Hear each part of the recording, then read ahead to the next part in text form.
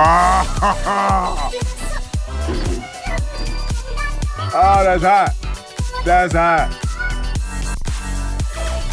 So, we're here to talk about Gridman 2018. Ssss.gridman. What does the 4 S's stand for? I couldn't fucking tell you. I think it's just Trigger doing Trigger things. Oh, Dave, you fucked up already. Alright then, hit me with your wisdom. So, Gridman, when it was turned into a Western show, so like, you know, you've got Super Sentai becomes Power Rangers, you've got Kamen Rider becomes Masked Rider. Oh, wait. Superhuman Samurai Cyber Squad. Yeah. Where they misspell cyber. Fuck yeah. You know how like in the 90s there were all these fucking TV shows where it was like, the computer world, you gotta enter it and fight the villain. So like, I don't know, I've never watched Reboot, but shit like that. And The Matrix. No, this is pre The Matrix. This is like 93, not 97. Gridman was Ultraman's version of that. Not connected to the Ultraman world, but is because it's the same company, so it's got the same references and the same characters, and kinda is and isn't related. Like I say, I can't really talk too much about the original Tokusatsu Gridman because I've not watched it. You're supposed to be the Tokusatsu expert here. I watched Kamen Rider. Fuck off. What do I not pay you for? Fucking nothing. I hate my life. Then there's the second Gridman series, which is the animated thing produced by Studio Trigger before this one. Yeah, it was their little short that they did for the 2015 Japan Animator Expo. I kind of see it as a bit of a prototype for the whole SSS Gridman.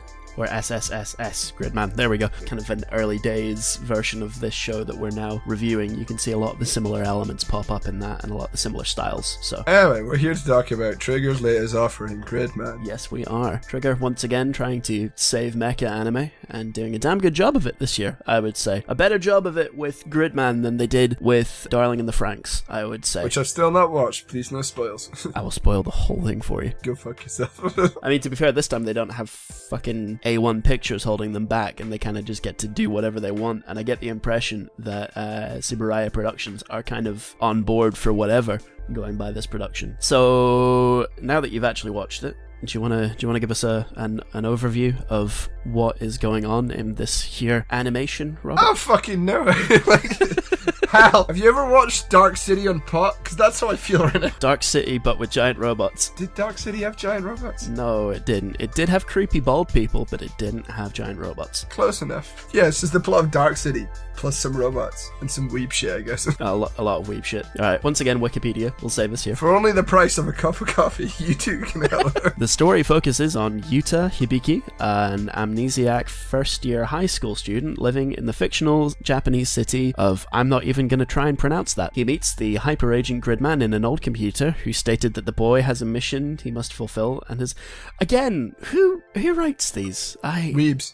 Get on with it. Fuck it. I'll try it myself because this will just make me angry if I don't. So there's a kid called Hibiki Yuta who is amnesiac because of course he is. He's a fucking anime protagonist. And yeah, he discovers that he has some strange bond with a bizarre being from the cyber world or whatever called Gridman, and that he is the only person who is capable of joining with Gridman in order to stop these giant monsters that appear in the city, or kaiju you might call them. They do specifically call them that. We probably should call them that. Yeah, what's weird about this show though is that with the exception of Yuta, his mate Utsumi, there we go, and their sort of pal Rika, they're the only people who seem to remember that, oh shit, there was just a giant fucking kaiju just storming through the city and killing motherfuckers. Because after they bat the fuck out of the kaiju, everything is reset. Like, all the damage is gone. There's no sign of there ever having been a giant fucking monster rampaging through the city doing bad shit, and no one can remember it either. So there's some weird shenanigans going on.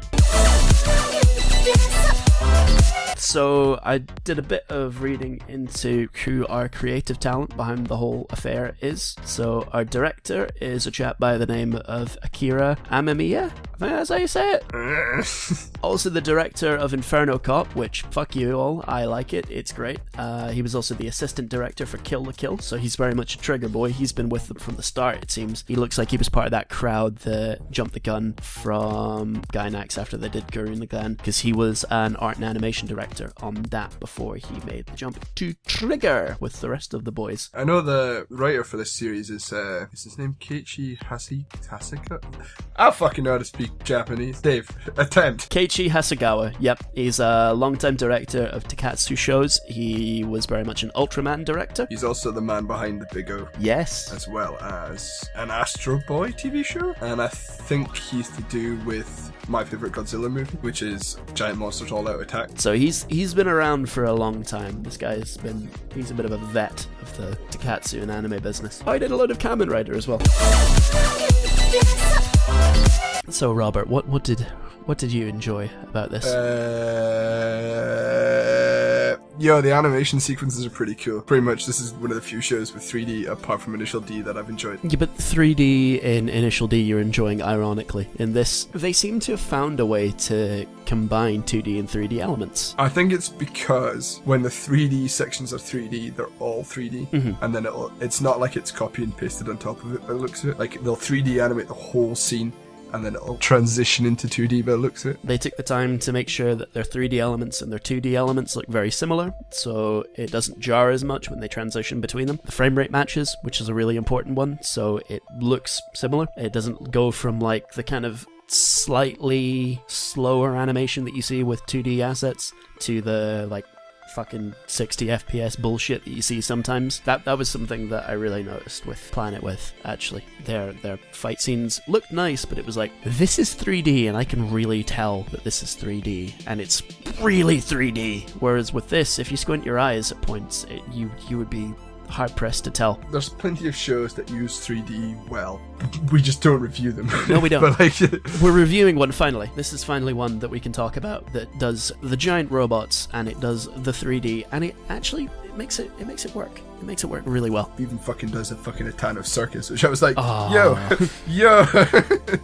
Yeah, boy. Until you'd mentioned that particular style had a name, like the whole Etano Circus. Like, I recognized it when you described it, but I didn't know it had a term. Further evidence that Dave's a pleb. Note this down. He's going to cut this from the show. Don't let him. We've established that this is a thing everybody knows already. The fight sequences in that between, Gridman and the kaiju, it looks great. Like, it looks really weighty and heavy, like there are these two giant things battering the fuck out of each other. Like, again, I've seen some mecha shows where they move so fast it doesn't really look like they're giant robots, whereas with this you really do get a sense of the height and the weight behind every attack. It looks lovely. The show itself is fun. It's a very Trigger show. That will either mean you love it or hate it, I suppose. I may have mentioned that I'm a bit of a Trigger fanboy at this point, but I love this shit. Sure, if Dave's shrine to Trigger and his Patreon subscription where all his wages go towards it. Like, it is very much a Tokusatsu show. They have managed to capture that feel and that vibe down to like the extra mechas toys thing, and them giving names to their attacks and yelling it as they're going for each other and stuff. It's like, yep, this is great. This is a Tokusatsu show. I do love how they are literally bringing all elements of your classic mecha and your classic Tokusatsu down to the extra characters who add on to the robot that are toys thing. It's great. I like the plot so far, because obviously we're recording this before it's finished. Disclaimer here, we've not seen the final. And we probably should mention that because it is a Trigger finale, so they're probably going to do some fucking shenanigans. Yep, that's definitely a troll. It's going to turn out they're like inside Habbo Hotel or some shit. So I can call it now. Pulls closed. I think you were mentioning that a lot of the tropes that you see in like this classic mecha and Tokusatsu shows are kind of being brought into this in quite a loving and well done way. Like there's a lot of love for the stuff that inspired this show, and they try and bring it through in as many ways as possible, down to like the tropes that they're using, like you mentioned earlier with Anti. So he's the Green Power Ranger. He is a bad dude, and now he's not a bad dude. Pretty hype guy. As well as like all the different kaiju are based on other kaijus from other series. That frog-like girl that appears is from the original Gridman. The gas monsters are from the original Devidin, which is like the crystalline monster thing. It's from Ultraman. There's all this different shit that's just like, yo, that'd be pretty cool. What was like the last one, like the weird screechy motherfucker that just gyrates about like a crazy thing? I loved the animation on that. That's Nanachi, if I remember rightly. which is anonymous. Yeah, it moves weird, sounds weird, looks weird. I loved the animation in that fight. That was good. There are a lot of pretty standout fights, and there's a lot of variety in the monsters that Akane seems to throw at them, because behind her wholesome facade that she has going on, she's actually a fucking lunatic. Weren't you arguing that she was best girl? She literally is. No. Right. You ready for my argument for why she is the best girl, right? Okay, go. She created all the other girls. You make a fair point there, sir.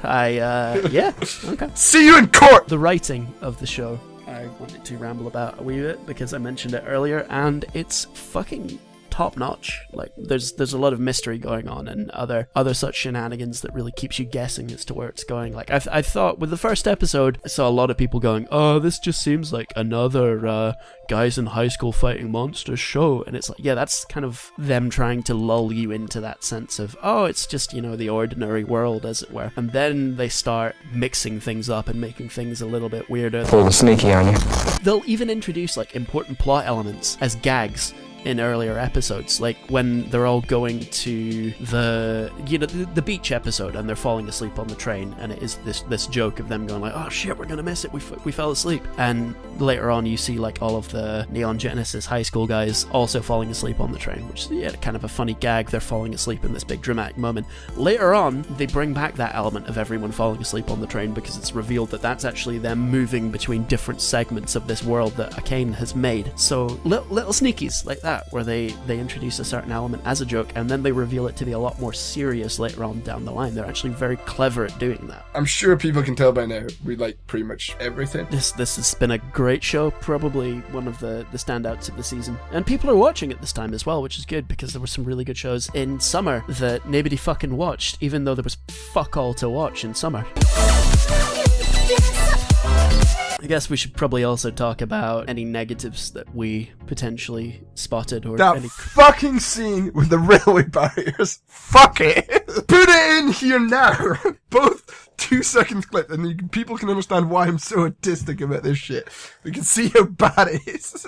You've been ranting about this for days. It's literally 3 seconds of animation. That's how angry I am about this scene. Oh dear. Admittedly, not the best example of animation in the show. It does look pretty poor, but if, you know, a show that relies on 3D animation as much as this one does really only has a sequence where a barrier is moving that we can complain about in terms of their 3D elements, I think the show's doing pretty well. So true. It doesn't look good, I'll give you that. It is a pretty for a bit of animation. It annoys me because it's just laziness. And you are super fucking autistic about 3D animation in anime. It's because it's shit. Yeah. Just remove it. Or do it well. Really? Yeah, or just do it well, like you did for the rest of the fucking show. You mentioned something about the kaiju designs not being the most inspired things ever. They're all ripped off of other things. Don't get me wrong, it's paying homages, but a lot of them are just straight up clones. There's not much original shit in here. And don't get me wrong, that is kind of the point of the show. I'm imagining that's where the finale is going. Yeah, I hope maybe with what they've revealed with the finale or the penultimate episode, I kind of hope that they do something a bit original with the final kaiju that's appearing. Nope. If they don't, though, yeah, this could be an example of, it seems like a missed opportunity if they haven't done that in this show. Brings me on to like the last caveat that I have. I think how much a person will enjoy this show will depend on how much they enjoy Dark City. and Dark City, which to be fair, it's a great movie. It will really depend on how much you enjoy like campy and over-the-top shenanigans. If you want a show that takes itself a bit more seriously, like all the time, you're not gonna enjoy this. Basically, if you're a big fan of Evangelion and not a big fan of Samurai Flamenco, don't watch the show. You're a pleb. Get the fuck out. Great show.